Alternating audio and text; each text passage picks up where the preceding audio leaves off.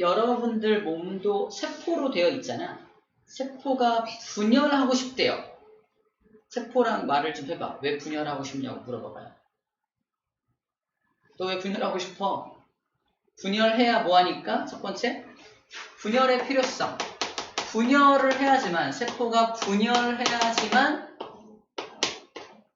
무려 3가지 일을 할 수 있습니다. 세포가 분열하면 몸이 커요. 그러니까 아기는 한 20조 개 정도의 세포를 갖고 있다면 쌤 같은 경우는 한 2m 가까운 키를 갖고 있기 때문에 무슨 사람 나와. 그렇기 때문에 한 60조 개 정도의 세포를 갖고 있습니다. 세포의 수를 늘림으로 해서 몸집이 커집니다. 그래서 세포의 수를 늘리는 분열을 통해서 생장을 해요. 생장한다. 커나간다는 얘기야. 커나가려면 세포 분열을 꼭 해야겠죠. 그러려면 쌤은 지금도 세포 분열을 하고 있습니다. 크진 않더라고요. 다른 세포 분열을 하라고요. 자, 두 번째 세포 분열입니다. 두 번째는 뭐냐면, 쌤이 여기가 만약 상처가 났어. 상처가 나면 영원히 평생토록 상처를 가지고 사는 건 아니죠.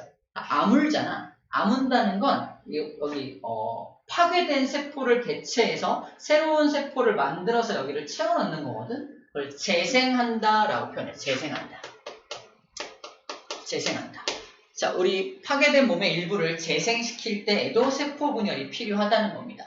자, 1번과 2번을 위한 세포 분열이 뭐냐면, 1번과 2번을 위한 세포 분열이 우리가 오늘 배울 체세포 분열이에요.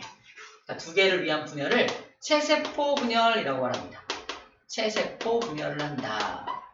우리 몸을 만들기 위한 세포 분열을 체세포 분열이라고 불러주는 거야. 너무 오래전에 배웠던 거라 한번 복습하는 겁니다.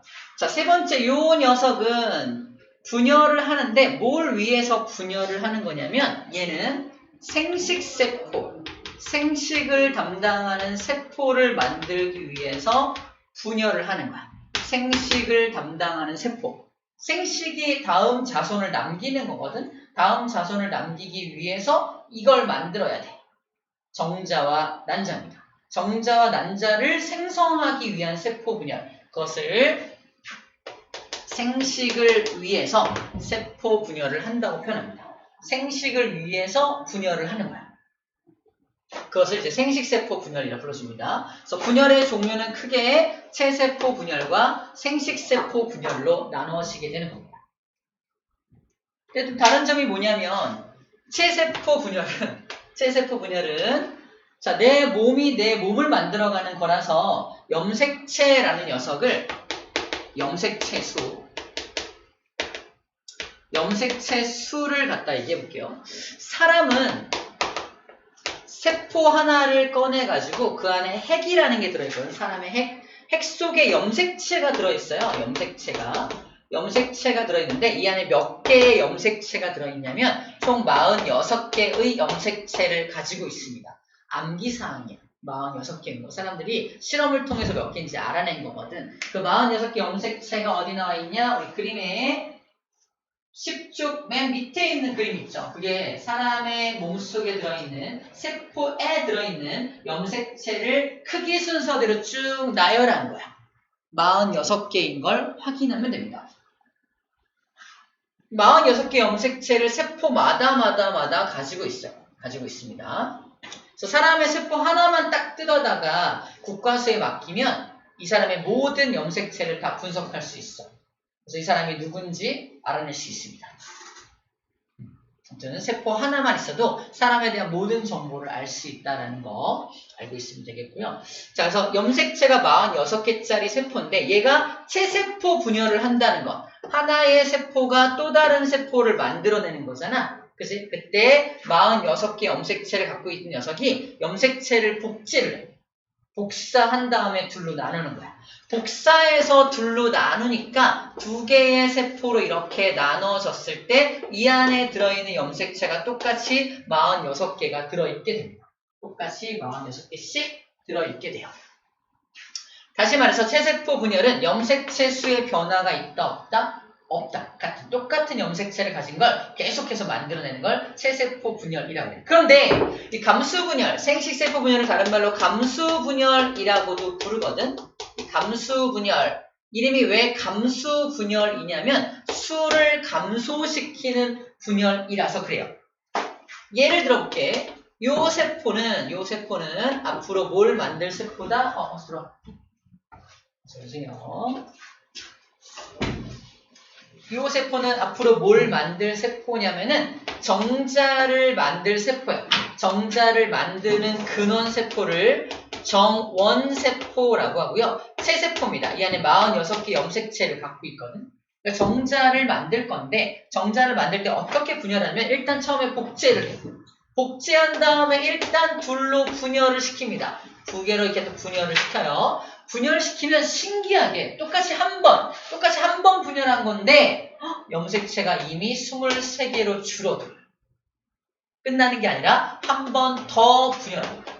한 번 더 분열해서 하나, 둘, 셋, 4개의 세포를 만들고요. 여기 똑같이 23개 염색체를 가진 걸 4마리를 만들어요. 좀 이상해야 돼. 얘랑 뭐가 다른지 봐야 돼. 똑같이 한 번 분열했는데 얘는 왜 23개로 줄어드는지 궁금해야 되고 또 한 번 분열했는데 왜 유지되는지도 궁금해야 됩니다. 자꾸 궁금해야 해결됐을 때 통쾌함이 나타나게 되고 기억에 남게 되는 거야. 얘가 이제 자기 모양을 변화시켜서 꼬리를 달게 되면서 정자 4마리가 만들어지게 됩니다. 정원세포 하나가 정자 4마리를 만들고 있는 모습이고 자, 이것도 위에 것도 세포 분열이고요. 아래 것도 세포 분열이야. 위에 것들은 생장과 재생을 위한 세포 분열이고 아래 거는 이런 정자 또는 난자를 만들기 위한 생식세포 분열이라고 말합니다. 정리하면 체세포 분열은 몇 번 분열한다? 1회 분열한다 라고 말해요. 근데 감수 분열, 이 밑에 생식세포 분열은 1회, 2회 분열하죠. 2번 연속적으로 분열을 하게 된다라고 표현을 해요. 자, 또 하나 다른 점. 체세포 분열은 한 번 분열을 통해서 몇 개의 딸세포를 만든다? 2개의 딸세포를 만든다라고 표현을 하고요. 이 정원세포는 감수 분열 같은 경우는 2번의 연속 분열을 통해서 몇 개의 딸세포를 만든다? 총 4개의 딸세포를 만들어낸다라고 표현을 합니다. 다른 점들이에요. 자, 이게 전체적인 좀 다른 점이고 오늘 살펴볼 것들은 그림을 통해서 세부적인 내용을 살펴볼 겁니다. 우리 좀 더우면 저쪽 강의실로 옮겨갈 거야. 괜찮나요? 살만한가요? 너무 더운 일이죠. 너무 더워서 이거 하나 가져가. 쌤이 2개를 나를 위해 하는 건 아니고 나만을 위해 노래는 같은 말이죠. 주세요. 자, 이제 그림을 좀 봅시다. 자, 지금 정리한 건 개요를 좀 말했어. 세포 분열을 제대로 배우기 앞서서 좀 배경 지식이 필요한 것들을 좀 설명을 좀 했습니다. 자, 잠깐 좀 보고 올게요. 우리 핵 속에 들어있는 염색체의 모습입니다.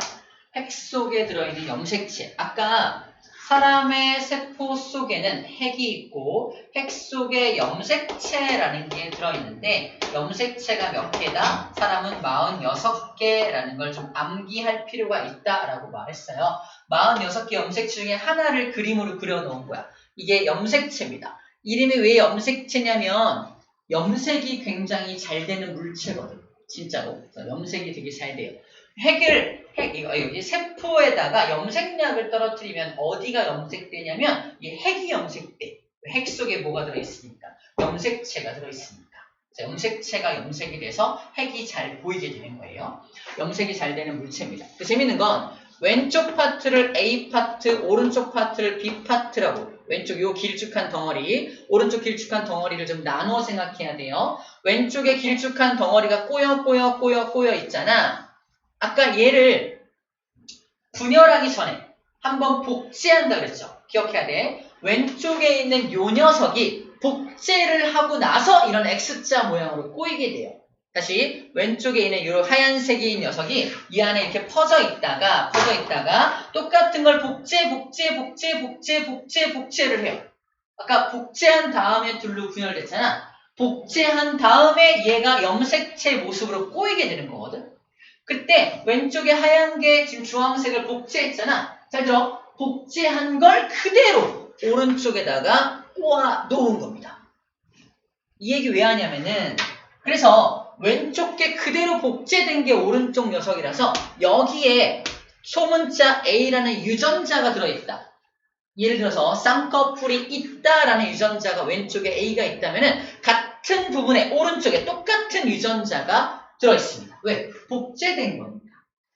그래서 왼쪽과 오른쪽 서로 복제된 두 개의 관계를 뭐라고 하냐면 염색 분체라고 해요. 염색 분체. 염색 분체. 분자가 앞으로 나누어질 부분인데 왼쪽 게 복제된 게 오른쪽 거야. 이런 관계를 염색 분체 관계라고 불러줍니다. 그래서 하나의 염색체 안에는 염색 분체가 두 개가 들어있는 거야. 그래서 알겠죠? 둘은 복제된 관계야. 시험 문제 뭐가 나오냐면 염색 분체를 딱 준 다음에 여기가 야 대문자 B다. 여기는 뭐게 물어본다고. 대문자 B겠죠. 복제된 관계니까. 이런 거 물어본다니까. 어렵지 않습니다. 처음 배울 때 좀 잘 배워줘야. 여기 나와있네요. 분체가 나와있죠. 분체 관계를 얘기하고 있어요. 그럼 여기 이 염색체라는 녀석은 결국은 뭐냐? DNA가 꼬인 겁니다. DNA를 꼬아놓은 게 결국은 염색체예요. 그래서 이 안에 유전자 부분이 이렇게 들어있게 되는 겁니다. 간단하게 다시 한번 복습하고 있는 거예요. 이건 자세하게 강의한 영상은 지난 시간에 해서 쌤이 강의를 올려놨습니다. 그래서 오늘은 그것들을 좀 짚어만 주고 있는 강의를 하고 있어요.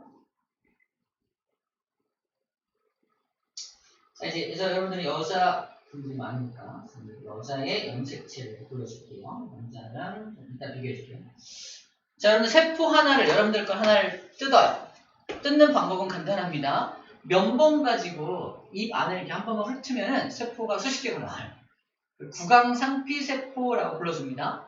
구강상피세포는 금방 이렇게 채취 가능합니다. 그래서 우리가 유전자 검사 같은 거 하러 갈 때 입안에서 이렇게 면봉으로 이렇게 훑은 다음에 가셔도 돼요 이래요. 그러면 그거 갖다가 세포를 갖다가 분열시켜가지고 이렇게 이런 검사를 합니다. 그래서 이 안에 이 핵 속에 들어있는 염색체를 염색체의 모습을 이렇게 쭉 크기 순으로 쭉 나열해 놓은 게 여자의 염색체인데요. 1번이라고 써있는 거 뭐냐면 첫 번째 쌍을 의미합니다. 46개 중에 첫 번째 쌍. 쌍이면 뭐야? 두 개의 염색체를 말하는 거지. 그래서 첫 번째 염색체와 두 번째 염색체가 쌍을 이루고 있는 게 첫 번째 쌍입니다. 두 번째 쌍, 세 번째 쌍에서 쭉 몇 개의 쌍이 있나 봤더니 22개의 쌍이 보이죠? 22개의 쌍이라는 건 몇 개란 뜻이야? 44개란 뜻이죠? 그러니까 지금 44개의 염색체를 갖고 있는 거고 마지막 하나가 한 쌍이 있죠? 한 쌍. 마지막 요 녀석이 바로 성을 결정하는 염색체입니다. 22쌍까지는 남자, 여자 공통으로 들어있는데 마지막에 들어있는 요 녀석이 성을 결정을 해요. 여성들 같은 경우는 마지막 두 개가 똑같은 뭐야? X와 X라는 염색체로 되어 있습니다. 이게 여자의 염색체. 그래서 우리가 아기 때, 완전 아기라서 얘가 남자인지 여자인지 뱃속에 있을 때 모를 때도 만약에 이런 유전자 검사 또는 이런 핵상 검사를 할 수 있다면 이 아이가 남자인지 여자인지를 미리 알 수 있어요. 미리 알 수 있습니다. 염색체를 통해서 알 수 있어요. 남자아이 같은 경우는 이렇게 나타납니다. 남자아이 같은 경우는 다 똑같은데 맨 마지막에 하나는 크고 하나는 작게 쌍을 이루게 돼요. XY라고 표현합니다. XY. 끝에가 XY면은 남자아이고 끝에가 XX면 여자아이가 되는 거예요. 그래서 이 염색체를 맨 마지막 염색체를 뭐라고 하냐면 성을 결정하는 염색체라서 성염색체라고 불러주는 거고 44개의 염색체, 남자 여자 공통으로 갖고 있는 염색체는 뭐라고 하냐? 상염색체라고 불러주는 겁니다. 그러면 암기법으로 그냥 남자 여자 둘 다 항상 갖고 있는 염색체, 상염색체. 맨 마지막 두 개는 성을 결정하는 거니까 성염색체라고 기억을 하면 좋을 것 같아요. 자, 이제 전체적인 구조고요. 이제 누구한테 물려받은 건지 얘기할게요. 봐봐. 여러분들이 갖고 있는 첫 번째 쌍 염색체를 자세하게 볼게요. 누구나 커다란 염색체가 두 개가 이렇게 들어있거든요. 커다란 게. 자세히 보면은 모양이 똑같고 크기도 똑같다. 두 번째 쌍은 훨씬 좀 작아져요. 세 번째 쌍은 좀 더 작죠. 크기 순으로 쭉 배열한 건데 재밌는 건 완벽하게 크기와 모양이 똑같은 게 두 개씩 짝을 이루고 있다는 게 재밌는 사실이에요. 어떻게 이럴 수 있냐? 하나는 엄마가 준 거고 하나는 아빠가 준 건데 엄마 거 중에 제일 큰 거랑 아빠 거 중에 제일 큰 거가 완벽하게 모양과 크기가 똑같아요. 하나는 엄마가 준 거고 하나는 아빠가 준 거야. 그래서 엄마가 준 거, 아빠가 준 거가 서로 상의를 하고 있는 겁니다. 우리 아이를 어떻게 만들 건지, 쌍꺼풀이 있게 할 건지 없게 할 건지, 키는 크게 할 건지 작게 할 건지, 또 귓볼은 크게 할 건지 작게 할 건지, 또 눈과 눈 사이는 멀게 할 건지 좁게 할 건지, 이런 곱슬머리로 할 건지 이런 건 전부 다 여기 들어있는 유전자들이 서로 상의를 하는 거야. 자, 1번 쌍 안에 엄마가 준 거, 아빠가 준 거 이런 관계를 뭐라고 한다? 서로 모양과 크기가 똑같기 때문에 이건 상동염색체라고 불러줘요. 자, 염색체가 종류가 되게 여러 가지가 있죠. 처음 보여준 X자 모양은 그냥 염색체였죠. 이걸 반으로 뚝 가르면 염색 분체였죠. 근데 X자 모양이 또 오른쪽에 하나 더 있을 때 크기와 모양이 똑같은 X자 모양의 염색체가 보일 때 이거는 서로 상동이다. 상동 염색체라고 또 불러줍니다. 염색체를 부르는 말이 되게 여러 가지가 있는데 다 다른 의미를 갖고 있다는 거예요. 그래서 서로 상동인 거, 상동끼리 짝을 이루면서 쭉 나열되어 있는 겁니다. 자, 이렇게 분석하는 것을 핵형 분석이라고 해요. 핵형 분석을 한다. 선생님을 핵형 분석하면 이렇게 나오진 않겠죠? 끝에가 X, Y로 나오겠죠?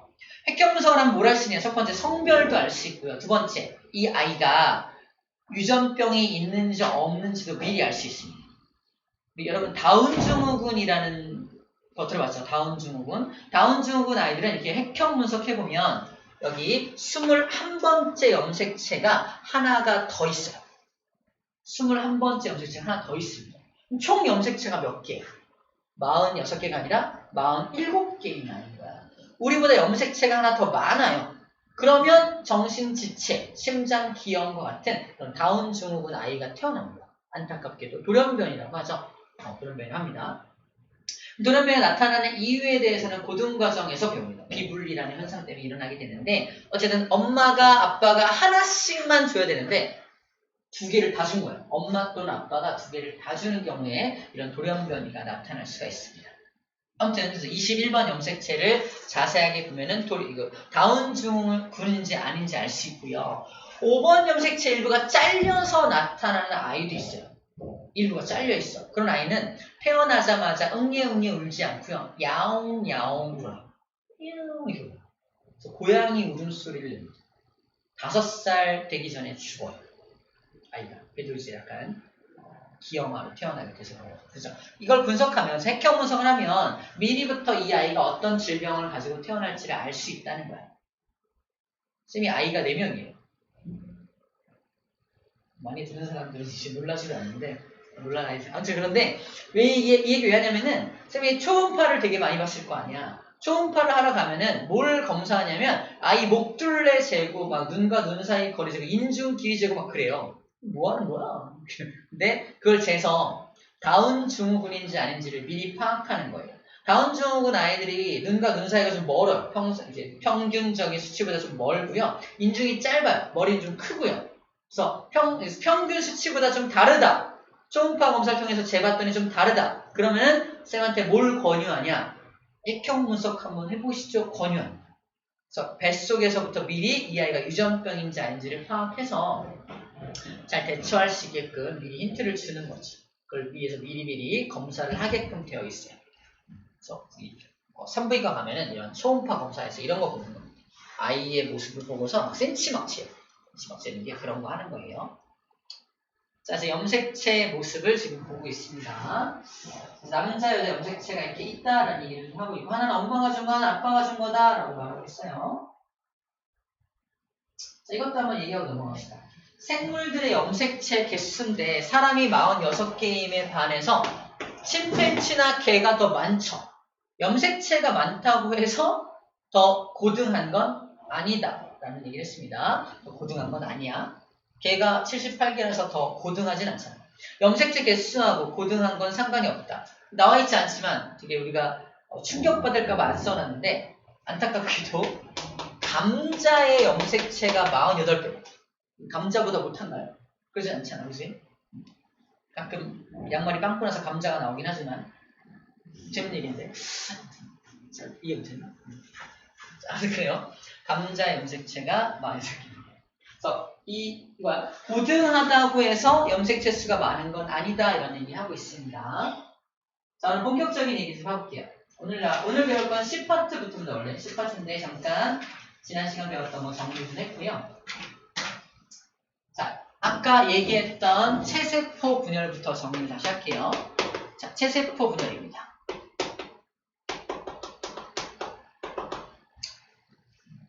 우리 약속을 하나 좀 하고 갈게요. 약속을 하는 게 뭐냐면, 자, 이렇게 남자, 여자에서 서로 상동을 이루고 있을 때, 과학자들이 약속을 한 거야. 서로 상동을 이루고 있을 때, 우리가 EN이라고 표현을 하자. 상동을 이루고 있죠. 이 남자도. 그래서 EN이라고 표현하자. 그럼 equal을 쓴 다음에, 오른쪽에다가는 뭘 쓰냐면, 상동을 이루고 있고, 전체 염색체 수는 몇 개인지를 오른쪽에 쓰게 돼요. 그래서 전체 염색체 수는 몇 개가 된다? 46이 되는 거죠. 그래서 이거를 핵상 표현을 해봐라. 이 여자의 핵상이 뭐니? 물어본다면 EN equal 46입니다 라고 표현을 하는 거야. 이 남자의 핵상은 또 뭐니? 똑같이 EN equal 46입니다 라고 불러주는 겁니다. 잠깐 말하면 체세포 분열의 반대말이 감수 분열이잖아요. 수를 왜 감소시켜야 하냐면 아빠가 EN equal 46의 염색체를 가지고 있고요. 엄마도 EN equal 46의 염색체를 가지고 있는데 자식을 사랑하는 마음에 46개 염색체를 전부 다 줘. 엄마도 전부 다 주면 아이는 몇 개의 염색체를 가지게 돼요?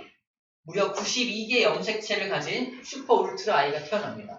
이러면 돼요, 안 돼요? 안 되겠죠. 그래서 엄마도 아빠도 이거 내가 너를 사랑하지만 다 줄 수 없단다. 그래서 이거를 상동을 분리시켜서 하나만 줍니다.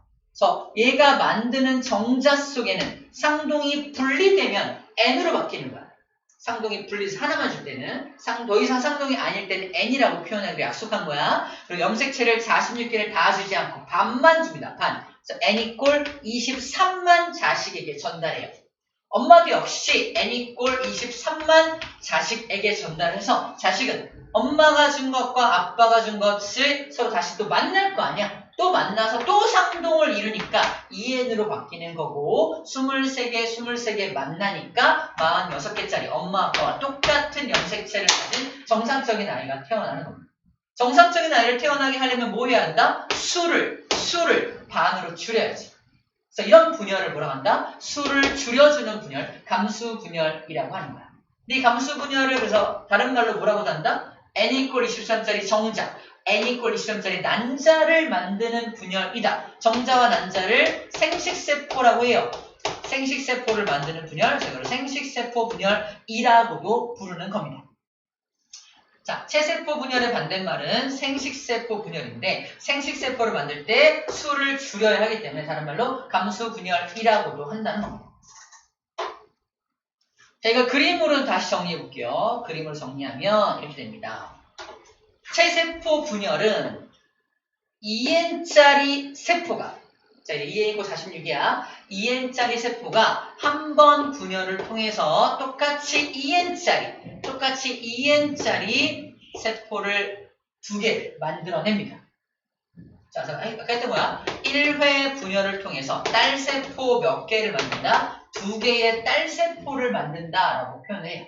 딸세포는 그냥 세포 분열이 끝난 그 세포의 개수를 딸세포라고 표현하는 거야. 아들세포가 따로 있는 건 아니야. 딸세포라고 표현합니다. 근데 감수분열은 그러니까 정원세포 EN짜리 녀석이 한 번 분열을 끝내면 신기하게도 이미 N으로 바뀝니다. 염색지수가 이미 반으로 줄어 한 번 더 분열합니다. 한 번 더 분열해서 아주 또 신기하게도 N짜리 4개를 만들어. 그리고 모양을 변화시켜서 정자 또는 난자를 만들게 됩니다. 정리하면 얘는 1회, 2회죠. 총 2번 연속 분열을 하게 되고요. 딸세포는 몇 개를 만든다? 4개의 딸세포를 만든다. 라는 게 포인트입니다. 염색체 수가 반으로 이미 줄어있죠. 얘는 유지가 되고 있고요. 그런 것들이 체세포 분열과 감수 분열의 차이점입니다. 지금부터 보여줄 그림들은 왜 이렇게 염색체 수가 어떨 때는 유지가 되고 어떨 때는 감소가 되는지 그 이유를 지금부터 보면서 판단해 주면 될 것 같아요. 가봅시다. 자, 첫 번째, 체세포 분열 과정입니다. 자, 체세포 분열 과정. 자, 오른쪽 이 그림과 같이 좀 볼게요. 아까 체세포 분열은 목적이 뭐였냐면 생장 또는 재생이에요. 그죠? 생장과 재생을 위해서 체세포 분열을 하는데 처음에 세포 분열을 하기 전에 여기 이 기간이야. 자, 세포가 하나 있습니다. 처음부터 분열을 하진 않아요. 이 세포가 처음부터 분열하진 않고 일단 성장을 합니다. 성장. 점점 커져. 점점 커지는 기간이 바로 이 간기야. 세포가 생장한다 써있죠? 생장하다가 점점 커지다가 너무 커지면 안 되기 때문에 좀 자기 몸을 반으로 잘라야 돼. 너무 커지면 물질 대사가 좀 안 되기 때문에 좀 자기 몸을 반 잘라서 세포의 개수를 늘려야 합니다. 자, 얘가 점점 크다가 이제 이러면 안 돼! 느낌표. 자, 이러고 있을 때가 아니야. 분열해야 돼. 분열의 필요성을 느낀 순간부터 자기 몸속에 있는 요 DNA를 뭐한다? 복제합니다. 복제합니다. 그래서 생장하다가 복제를 하기 시작합니다. 점점점 이 DNA를 복제하는 시기를 세포 분열을 준비한다라고 표현합니다. 복제하는 기간은 아직 분열이 일어나는 건 아니야. 앞으로 분열하기 위해서 세포 분열을 준비하고 있는 기간입니다.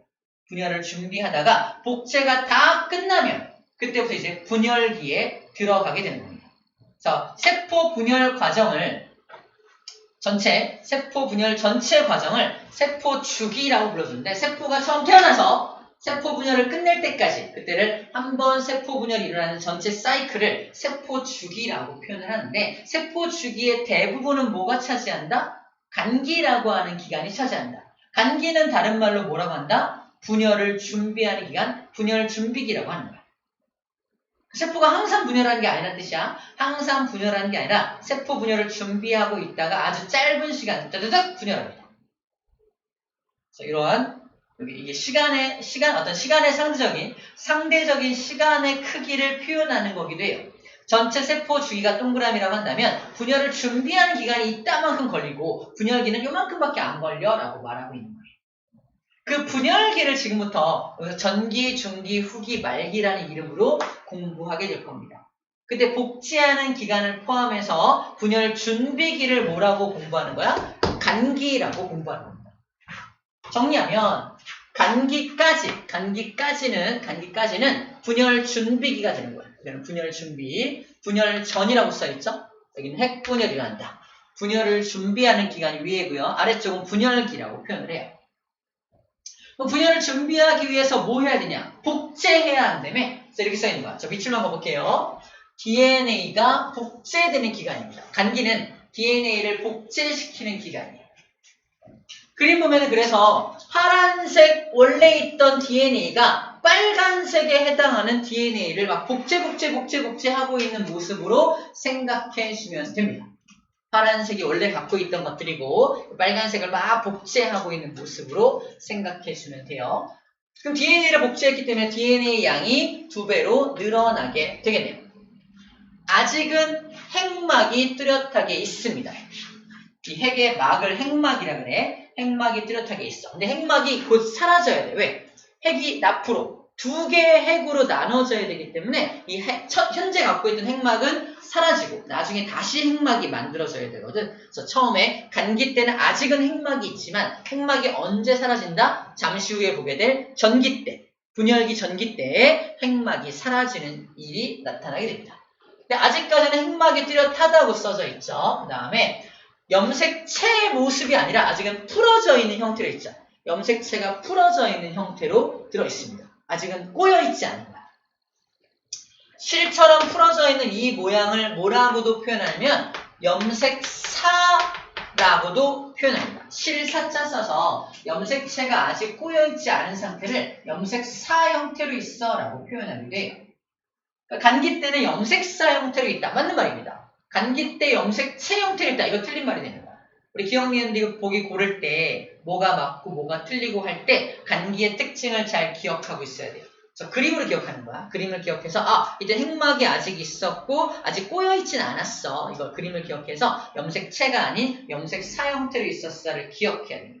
근데 DNA가 복제되고 있는 모습도 상상해줘야 돼. 자, 복제가 끝났어요.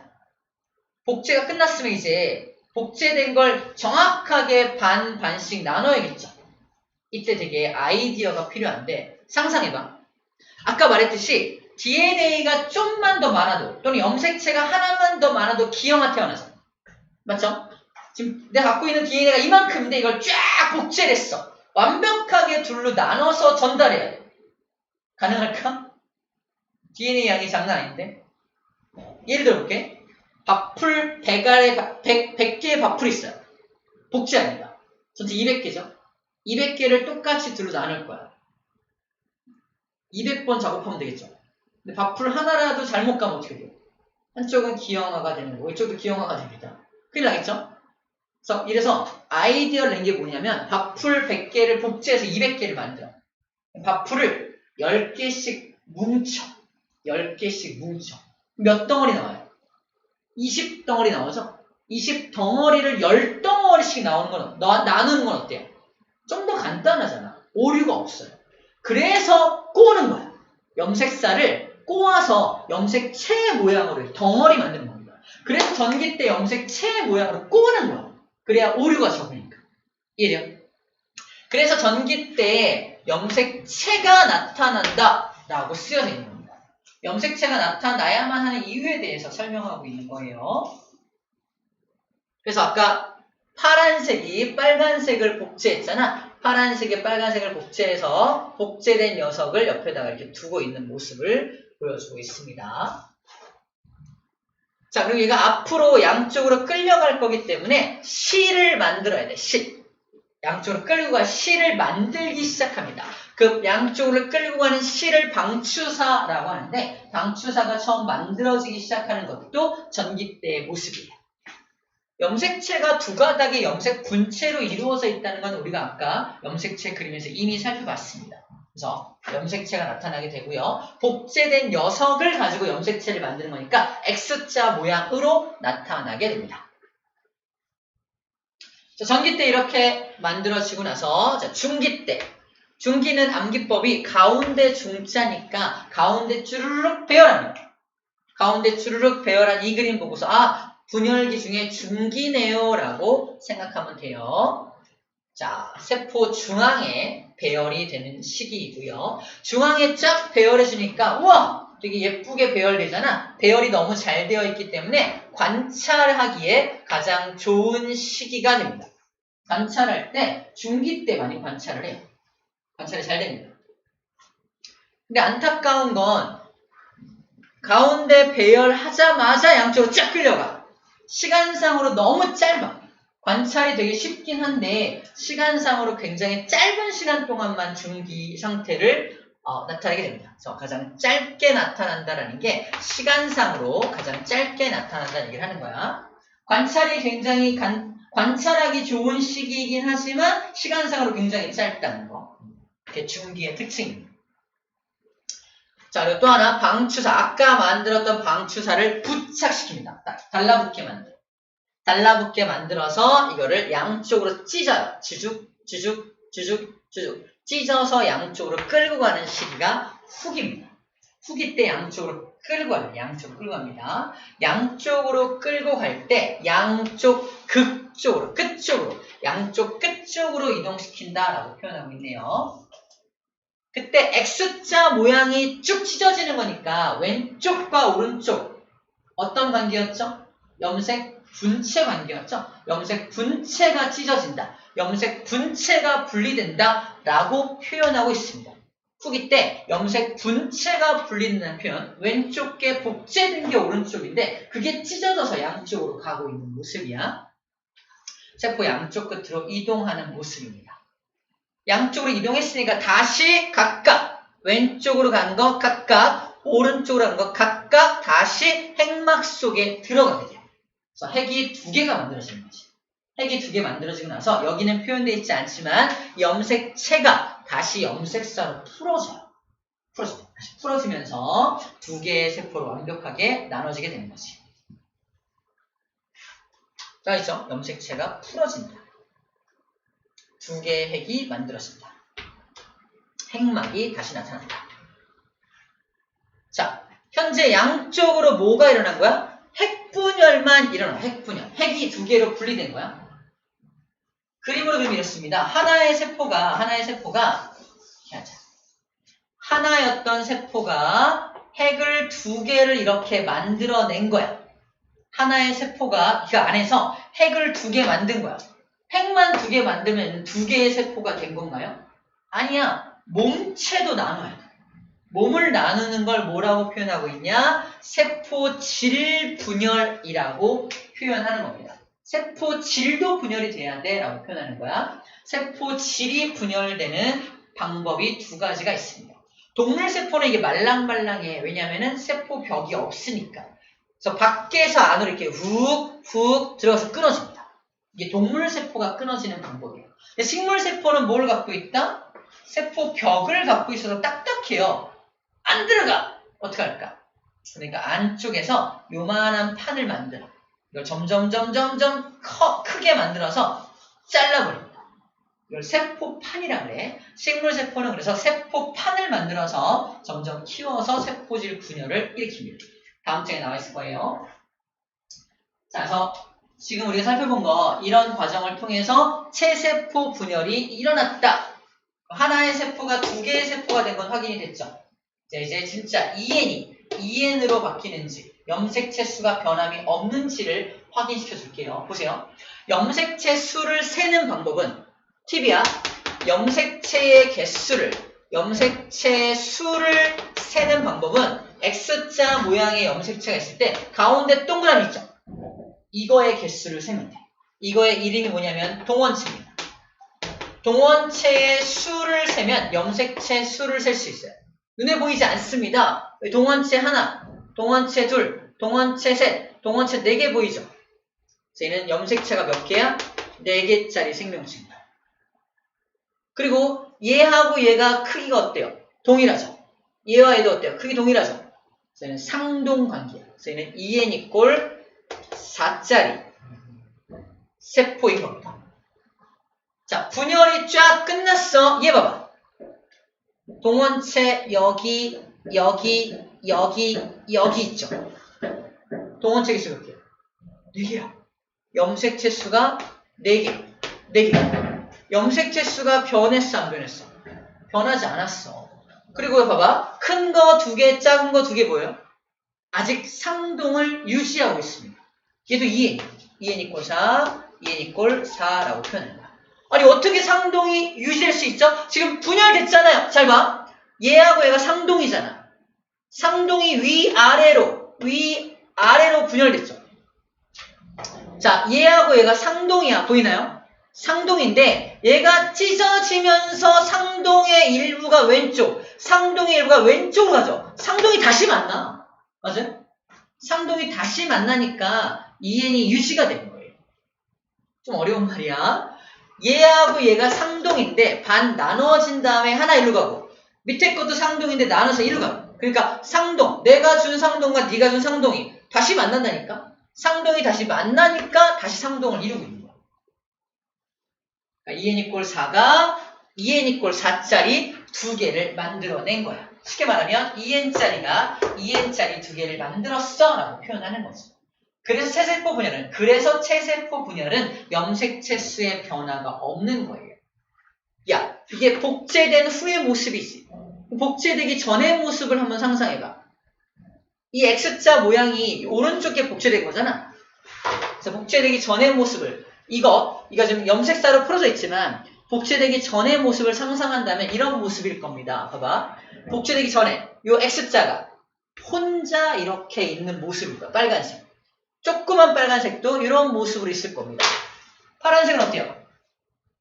파란색, 요 파란색이 혼자 이렇게 있었을 거라고.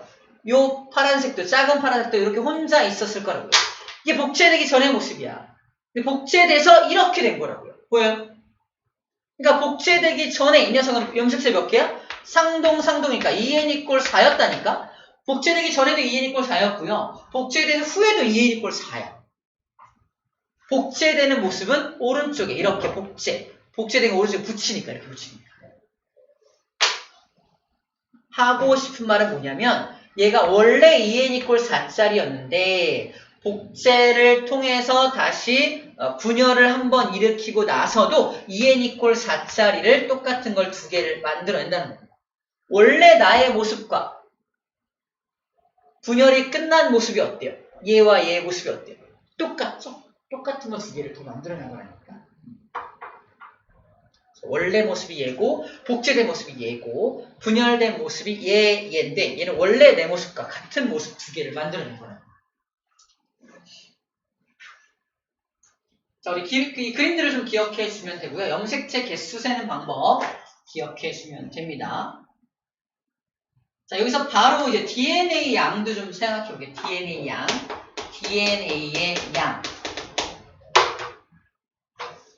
원래 내가 가지고 있던 DNA를 2라고 가정해보자. DNA를 복제한 게 얘죠. 얘가 가진 DNA는 4입니다. 4짜리 녀석이 양쪽으로 DNA를 나누죠. DNA 2, DNA 2짜리로 나눠집니다. 다시 원래 내가 가진 DNA 양이 2라고 가정합니다. 복제하니까 4로 증가해. 다시 양쪽으로 나누죠. 양쪽 나눴으니까 다시 2짜리 DNA를 가지게 됩니다. 이것도 고등 과정에서 쓰는 팁이긴 한데 그냥 팁이야. 염색체 수를 셀 때는 동원체를 수를 세라. 그리고 DNA의 양을 알아봐라 라고 할 때는 뭘 세면 되냐면 염색 분체 수를 세면 돼요. 무슨 말이냐면 제가 처음 이 녀석 염색 분체 몇 개예요? 4개죠, 4개. 보여요? 4개 보여요? 복제되고 나서 이 녀석 염색 분체 몇 개예요? 8개 보입니까? 염색 분체가 8개잖아. 그러니까 DNA 양도 2배가 된 거야. 마지막에 다 분열되고 나서 이 녀석 염색 분체 몇 개야? 4개죠. 처음과 똑같잖아, 염색 분체가. 염색 분체는 한 가닥 한 가닥을 말하는 거지. 얘는 한 가닥 한 가닥이 뭉쳐지가 이거 하나가 2가닥이야. 전체 8가닥이잖아. 염색 분체가 2배니까 DNA도 2배다. 맞아요? 그래서 염색 분체의 수를 세면 DNA 양을 상대적으로 파악할 수 있습니다. 지금 쌤이 설명하는 게 완전 이해가 된다. 고등 과정까지도 문제가 없어. 고등학교 때 제일 생물할 때 어려운 게 이거랬네. 아직 소문 못 들었구나. 경이로운 소문 못 들었네요. 경이로운 소문이에요. 이거 할 수 있으면 카운터가 될 수 있어요. 뭔 소리. 아무튼 그래서 이거를 잘 알면 아니야. 아무튼 그래요. 다 녹음되고 있어. 시켰다. 그래서 염색체 수는 동원체 수를 세라. DNA 양은 염색 분체의 수를 세면 됩니다. 알겠죠? 자, 지금 이 그림 잘 기억해 주세요. 잘 기억해 주시고 이것과 연결해서 이제 바로 감수 분열로 갈게요. 감수 분열.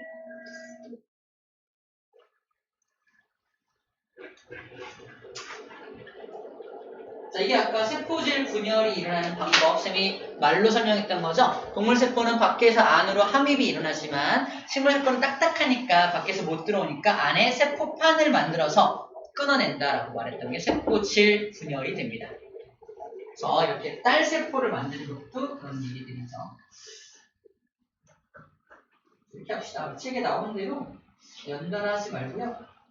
이거 하고 문제 풀고 갈게요. 체세포 분열을 끝내면 뭐가 일어난다? 생장과 재생이 일어난다고 했잖아요. 그걸 다시 한번 정리해주고 있습니다. 좋아요. 체세포 분열 과정 밑에 개념 쏙쏙 문제 한번 풀어볼게요. 13쪽 문제 풀이 먼저 하고 갑시다.